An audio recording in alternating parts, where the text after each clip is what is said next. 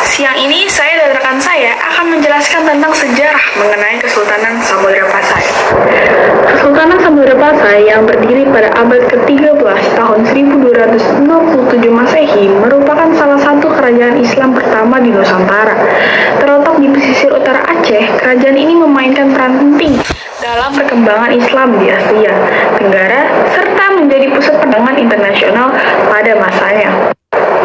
Berdasarkan catatan sejarah, pendiri Kesultanan Samudra Pasai adalah Sultan Malik Al-Saleh, yang sebelumnya dikenal dengan nama Merah Silu.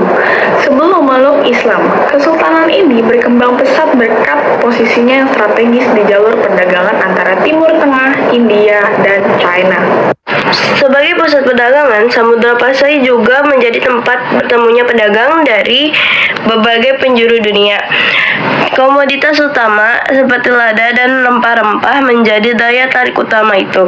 Samudra Pasai juga dikenal sebagai pusat penyebaran agama Islam, di mana para ulama dan cendekiawan aktif mengajarkan ajaran Islam dan mempengaruhi perkembangan budaya lokal.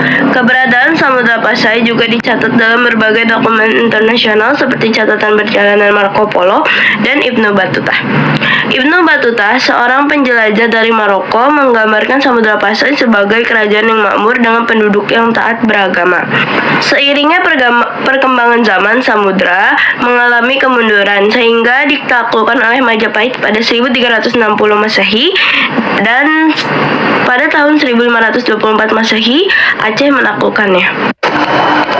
Setelah ditaklukkan oleh Kesultanan Aceh pada tahun 1524 Masehi, Samudra Pasai semakin kehilangan pengaruhnya dalam pusat perdagangan dan keislaman di Nusantara. Banyak pedagang yang beralih ke pelabuhan lain, terutama ke wilayah yang dikuasai oleh Kesultanan Aceh yang kemudian berkembang menjadi kekuatan maritim utama di kawasan tersebut. Meskipun mengalami kemunduran, jejak kejayaan Samudra Pasai tetap terasa dalam perkembangan Islam di Nusantara. Para ulama dan cendekiawan dari Pasai berperan penting dalam penyebaran ajaran Islam ke berbagai daerah, termasuk ke Malaka dan Pulau Jawa. Selain itu, sistem pemerintahan dan hukum Islam yang diterapkan di Samudra Pasai menjadi salah satu inspirasi bagi kerajaan-kerajaan Islam yang muncul setelahnya. Fakta menarik tentang Samudra Pasai. 1. Samudra Pasai adalah kerajaan pertama di Nusantara yang menggunakan mata uang untuk koin emas yang dikenal sebagai dirham. Koin ini menunjukkan kemajuan ekonomi kerajaan sekaligus pengaruh Islam dalam sistem perdagangan. Yang kedua, penjelajah terkenal dari asal Maroko yang bernama Ibnu Battuta mencatat bahwa Samudra Pasai adalah sebuah kerajaan yang makmur dengan penduduk yang sangat taat menjalankan ajaran Islamnya. Ia juga mengungkapkan kekagumannya pada keilmuan para ulama di kerajaan ini. Yang ketiga, kerajaan Samudra Pasai dikenal sebagai penghasil lada hitam terbesar di Asia Tenggara. Lada dari Samudra Pasai bahkan menjadi salah satu komoditas utama yang dicari pedagang dari Eropa dan Asia.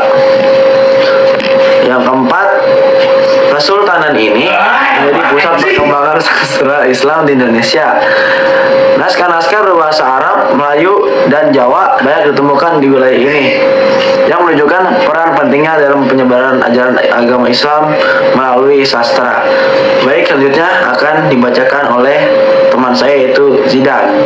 Jejak sejarah yang masih terlihat hingga kini, warisan Kesultanan Samudra Pasai masih dapat ditemukan dalam bentuk situs-situs bersejarah seperti makam Sultan Malik Al-Saleh dan peninggalan manuskrip kuno. Makam tersebut dihiasi batu nisan bergaya perisai yang menjadi bukti hubungan erat dengan dunia Islam internasional.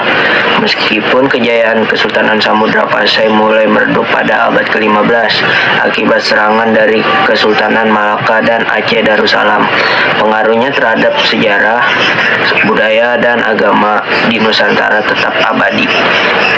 Kesultanan ini bukan hanya simbol kejayaan masa lalu, tetapi juga inspirasi untuk memahami bagaimana Islam berkembang sebagai bagian penting dalam pembentukan identitas bangsa Indonesia.